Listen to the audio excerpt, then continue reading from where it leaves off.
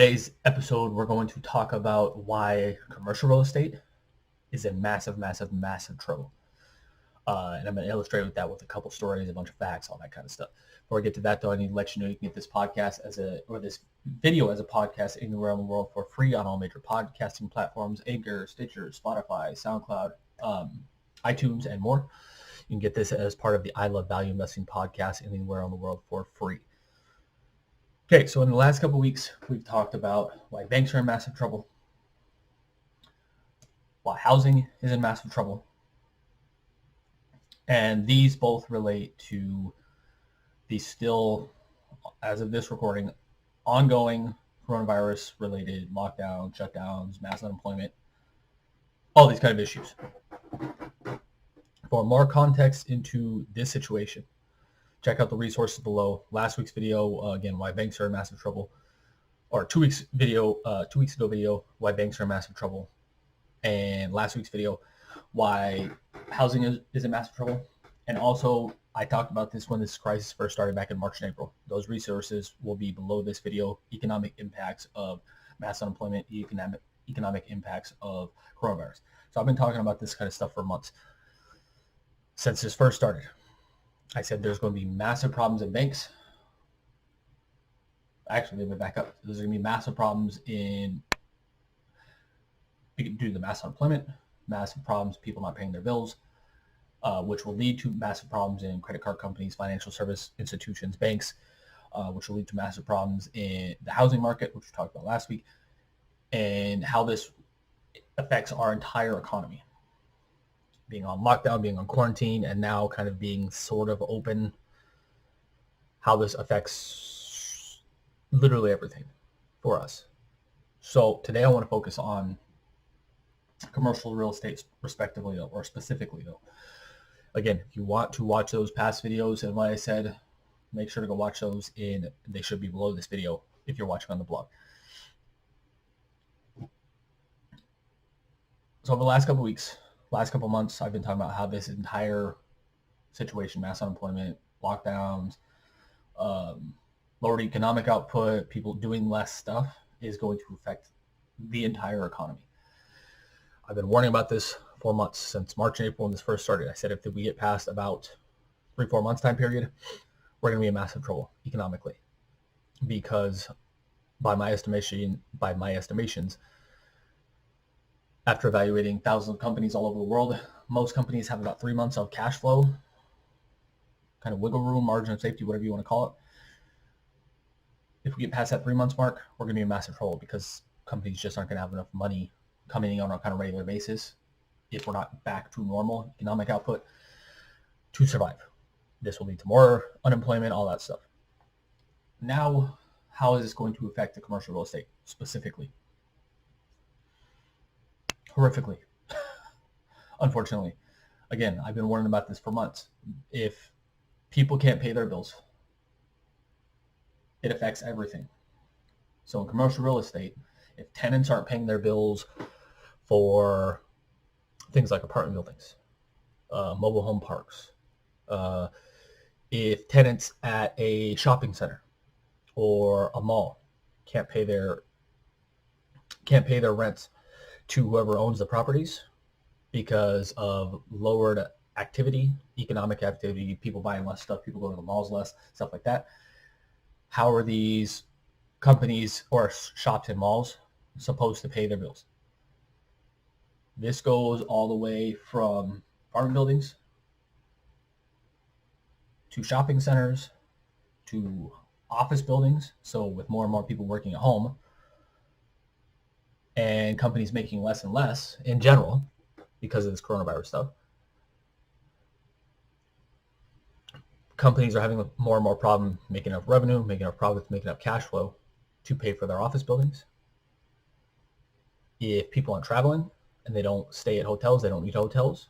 And again, this goes from single family like rentals, like Airbnb, or like a vacation rental, like where I live in St. Pete, Tampa, Clearwater area, Bradenton, Sarasota area. Huge amount of tourists come here.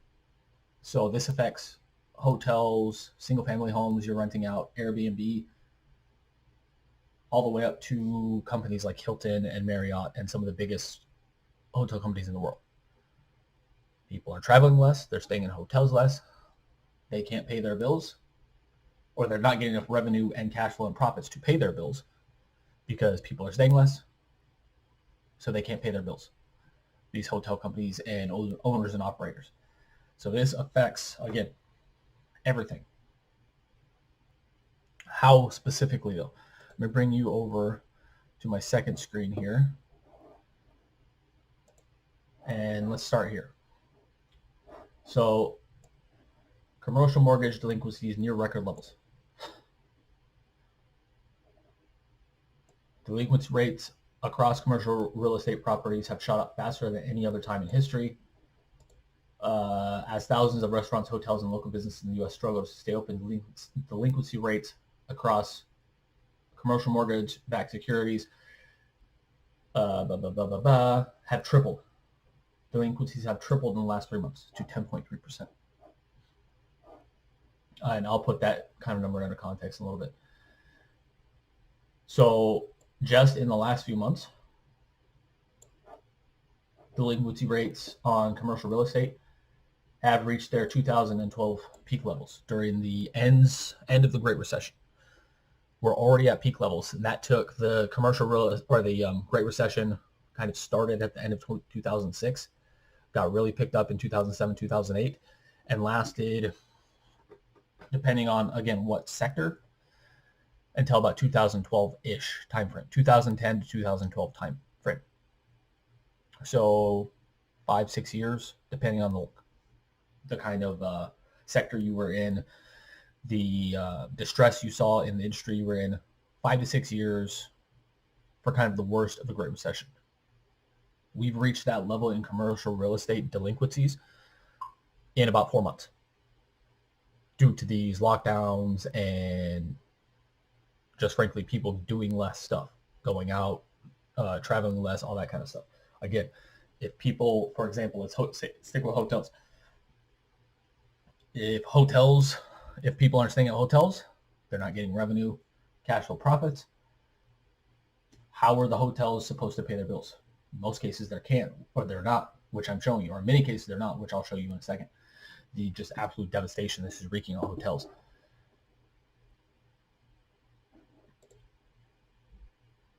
So again, to put this in perspective, where are we at here?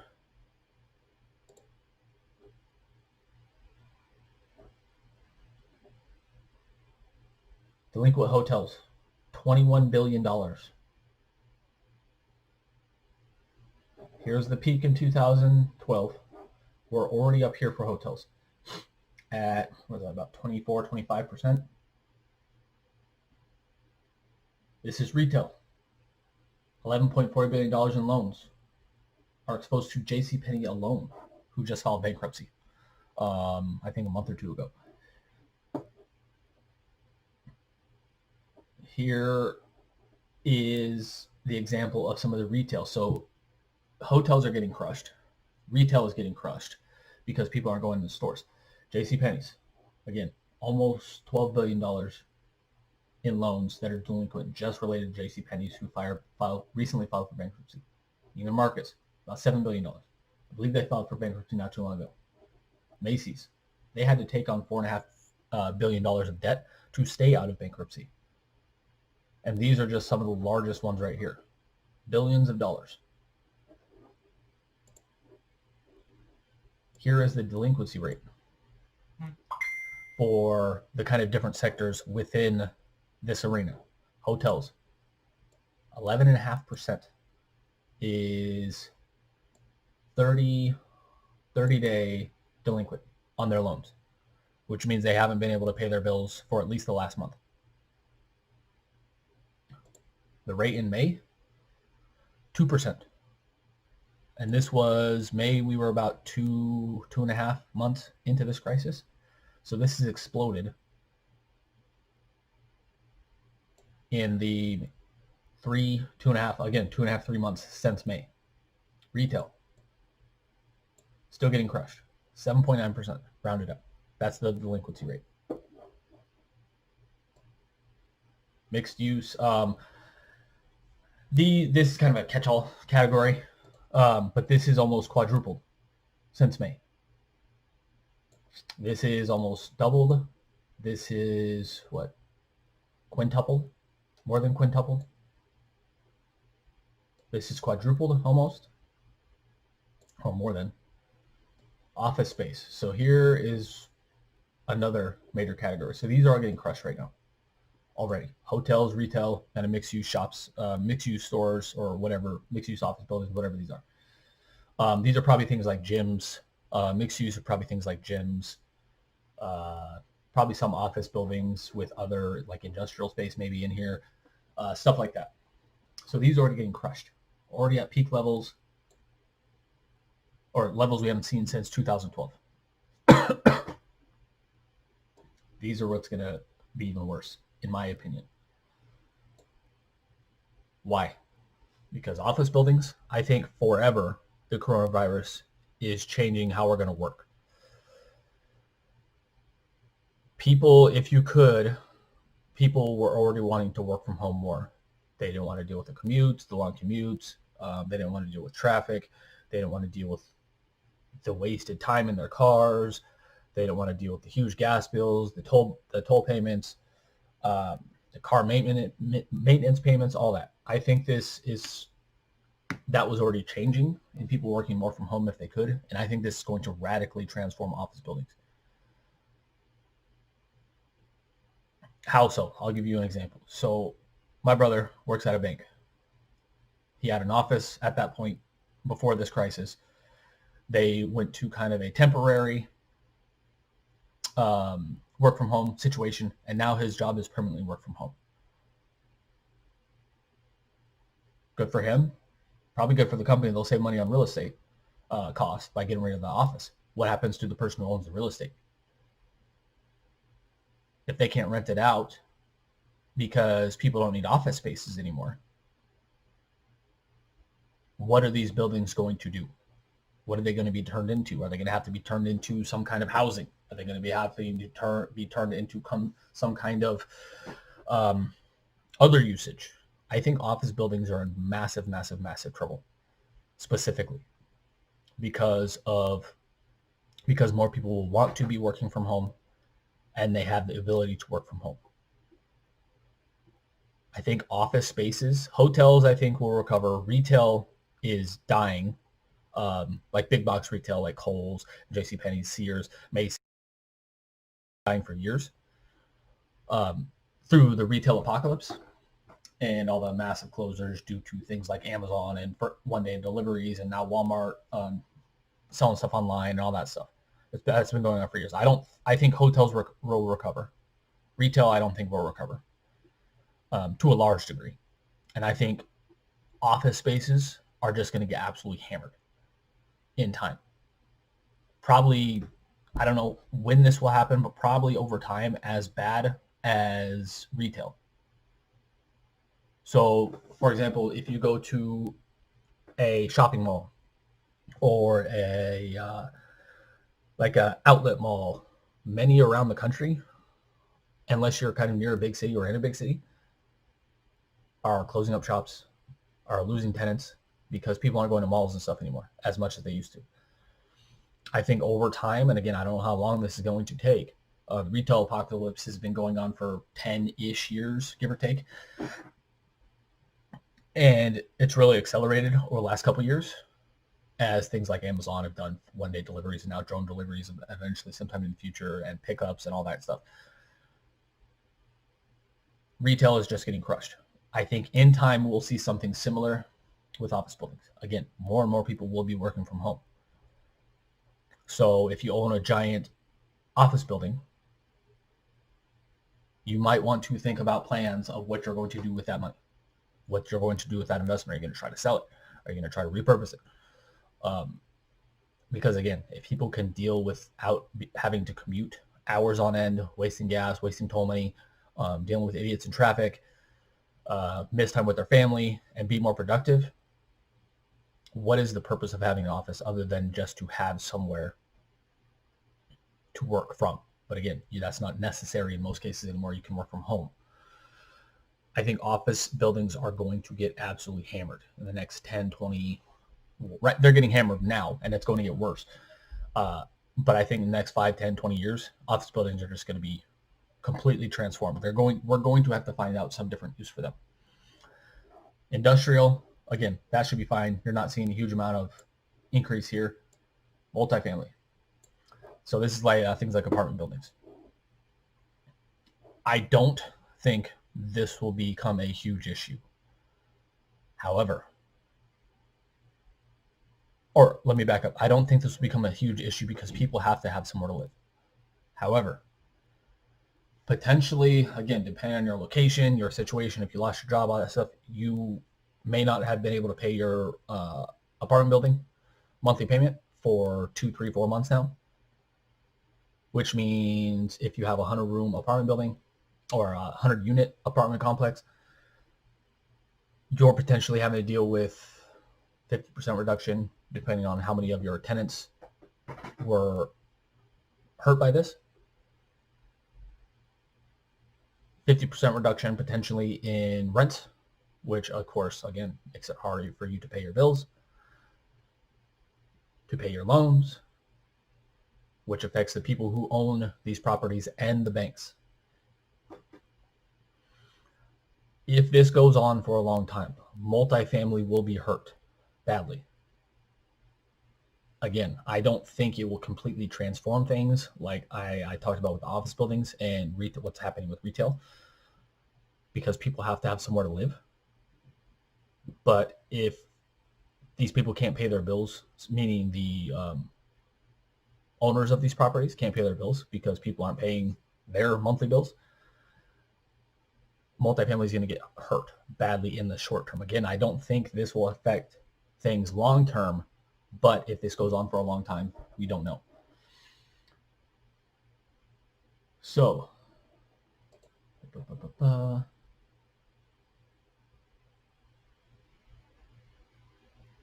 I'm trying to scan through these real quick to make sure I don't miss anything of why this is so important. This is another problem. So again, the longer we go into this, the more people can't pay their bills because they're not getting paid themselves. The more unemployment there's going to be, the more kind of permanent business closures there's going to be. So last week, jobless claims accelerated for the first time since back here in March, April timeframe, because of the huge explosion in coronavirus cases. People are shutting down more, kind of voluntarily. And back here, businesses are shutting down more voluntarily. Things like restaurants, bars, gyms, stuff like that is kind of voluntarily shutting down. So, which of course affects how many clients they're getting, how much they're getting paid, which affects their ability to pay off their loans, frankly. So what are the kind of hardest hit areas? Right now, look at New York City area is going to get potentially harmed pretty badly.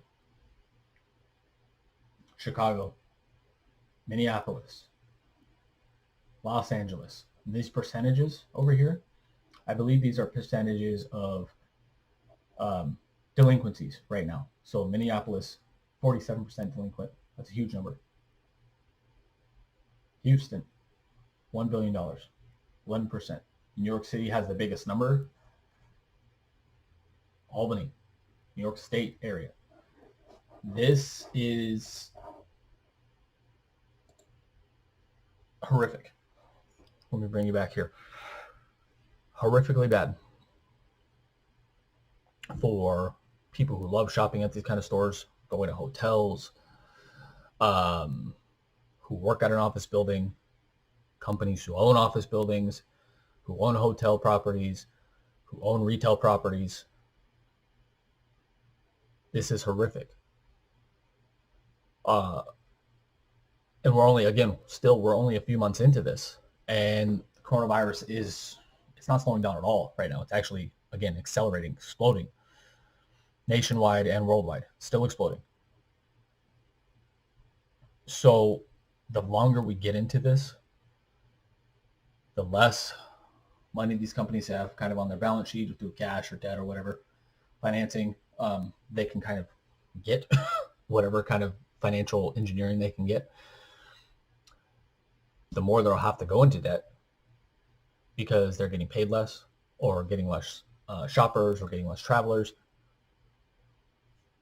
The more debt they're going to have to try to get into, or they're going to have to stop paying their bills, which again, if we get to that stage, that affects the banks and the entire economic system, like I talked about in the video a couple weeks ago on this. This affects the entire system. Again, I said this a couple months ago. Should landlords, for example, of apartment building owners, should they be able to evict homeowners, or not homeowners, people who live in their apartment complexes? Probably not. Probably the moral thing, the right thing to do right now is to not do that. But so people kind of see that aspect of it, but they don't think about the other aspects. So how are these owners supposed to pay their loans? If they're not getting rentals and they're not kicking people out to get new renters in, how are they supposed to pay their own bills? They're not. In many cases, when it comes to hotels and retail shops, apartment buildings and office buildings will get crushed at some point if the longer this goes on. The big thing for apartment buildings and frankly office buildings, actually I'm gonna stick with apartment buildings because I don't know if office buildings put an end or put a stop to evicting clients. I know apartment buildings did. That end to evicting people ends for the most part on July 31st, which as of this recording is 4 days away, 5 days away. What's going to happen after July 31st? Are we going to see massive evictions? Are we going to see massive home foreclosures start because that ends the evictions? The moratorium on evictions end on the July 31st. So does the moratorium on foreclosures on home loans, which I talked about again last week. Are we going to see mass foreclosures, mass evictions? Are we going to see some kind of extension through the U.S. government kind of agreeing to a next stimulus plan? Even if we are, and what happens if people don't keep paying their bills on their home loans? That will affect the banks massively, which will affect the entire economic system. If people aren't paying their monthly apartment building rent, how are the owners of the apartment complexes supposed to pay their bills? Which not only affects them and having the banks call their loans and putting them into bankruptcy, which could lead to evictions, which could lead to massive asset sales at cheap prices for these properties. It also leads to massive problems for the banks even further because they're still not getting paid. So I don't know what the answer is. I said this in pretty much all these videos I've been doing over the last couple of weeks, and when I first made these, what could happen or what's going to happen if we get 3-4 months into this, I said I don't know what the answer is to all these problems, but I do know that if we don't get back to kind of somewhat normal soon, economic devastation is coming. So far I've talked about banks. If banks get into massive trouble, financial institutions, credit card companies, stuff like that, that affects the entire economic system. Housing. If there's massive problems in housing, that could lead to massive foreclosures and or compound the issues with the banks because the banks aren't getting paid on their loans that they gave to people who own their homes. This is going to lead to massive short-term problems in hotels, massive short and long-term problems for retail companies, massive probably long-term problems for office buildings, and potentially massive problems for apartment buildings long-term if this goes on for a long time, which again also connects into causing problems with the banks themselves because they're not getting paid on their loans. If the landlords aren't getting paid, which also affects the entire economy. Again, this is an entire cycle that nobody thinks about, nobody talks about, nobody's talking about in the mainstream media, nobody's talking about it, frankly, anywhere. This is what's going to happen. It's already begun happening, as you can see from the stats I just showed over here on my other screen. It's already beginning to happen to hotels and retail and office buildings. If this goes on for longer, it's going to reach down to apartment buildings. I don't know what the answer is, but this is what's going to happen. Again, I said this months ago, in March and April. This is what's going to happen if we don't get back to normal. This isn't a maybe. This is what's going to happen. These are some of the things that are going to happen. Massive evictions, massive foreclosures, massive defaulting on loans, massive problems with banks. This is what's going to happen if we don't fix the economic issues relatively soon. I don't know what that answer is because at least where I live in Florida, most places are open, but people are afraid to go out still. So, for example, me and my wife just got back a little bit ago from an anniversary weekend on St. Pete Beach, Florida. We live in a little bit south of Tampa area, St. Pete Beach, Florida, one of the, I think it's like the top 5 beach in the world. Usually super busy. Tons of restaurants, tons of tourist shops, tons of hotels, tons of like Airbnb style vacation rentals in that area. We didn't have to wait anywhere we went, except for Waffle House this morning when we tried to go to Waffle House. That's the only place we had to wait. Every other place, we got into the restaurants right away. We checked in our hotel right away. The beach wasn't packed. So things are mostly open now, but people still aren't going out en masse like they used to. This is going to lead to massive economic issues. Again, I don't know what the answer is. I'm just saying this is what's going to happen. And we're open now. Places like California, I think Arizona and Texas have started closing things back down again. Florida, the governor of Florida said he's not going to close things back down again, like officially locked down like we were in, I think it was April, May. Governor of Florida said he's not going to do that. They're doing that in California, in Arizona, I think Texas, and a couple other states already, where they're kind of shutting things back down. If Florida, again, I've lived here for 5 years now. St. Pete Beach is usually packed. I try to stay away from St. Pete Beach because it's so packed. We had no problems with anything last night. Other than, again, Waffle House trying to go to breakfast this morning. In terms of wait times. Beach wasn't packed. People were wearing masks for the most part. Especially when they're close to other people or in an enclosed area, they're wearing masks. But most people are staying away still. So even if you open, this is Florida's kind of a best case economic scenario where we're mostly open. What's going to happen in places like California, Arizona, Texas, other states that are closing back down again to these kind of commercial real estate buildings? I don't know. Again, I don't know what the answer to this. And I said this months ago too. There was a stat, and I think it said there was one from the U.S., one from China, that at that point in time, and I think this was probably April timeframe, that 80% of people said they wouldn't feel comfortable going out kind of on a normal basis like they used to because of the coronavirus stuff, even if things were open up properly, or even if things were open back up. I saw that yesterday in person. But, and again, that's the best case scenario. What's going to happen in California, Arizona, Texas, where things are shutting back down again? These businesses are going to get hammered even worse. If you're a commercial real estate expert, I'd love to hear your opinion on this, what your thoughts are, what you're seeing, what you're learning in the arena of commercial real estate. Frankly, I have more experience. I have researched commercial real estate to buy as investments before, but I have more personal experience in the single-family home market, which I talked about last week.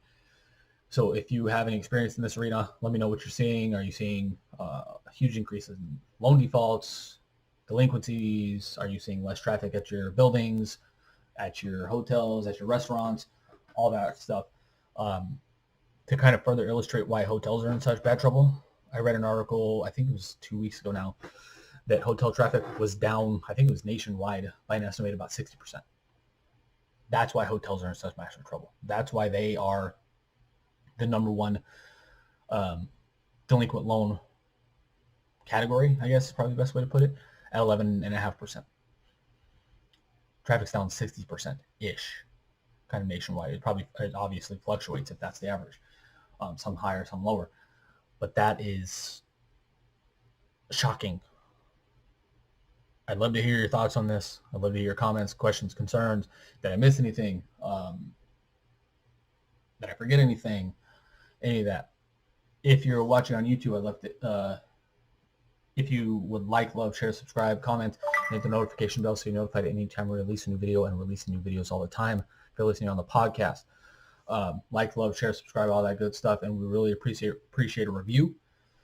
Because the more views we get on our videos, and the more reviews we get and downloads we get on our podcast episodes, the more people we can help. If you like this content, make sure to check out our website, valueinvestingjourney.com, valueinvestingjourney.com, where you can learn more about this kind of stuff, more about investing and value investing topics, how to value businesses, case studies, all that kind of stuff as well. But until next time, I'm going to keep updating you guys on this stuff because, frankly, nobody's talking about it. And they should be, because we are facing economic devastation if we can't figure out what's coming or how to fix this relatively soon. Again, I don't know what all the answers are, but I'm just letting you know this is what's going to happen. So until next time, I'll talk to you again soon. Have a great day. Bye.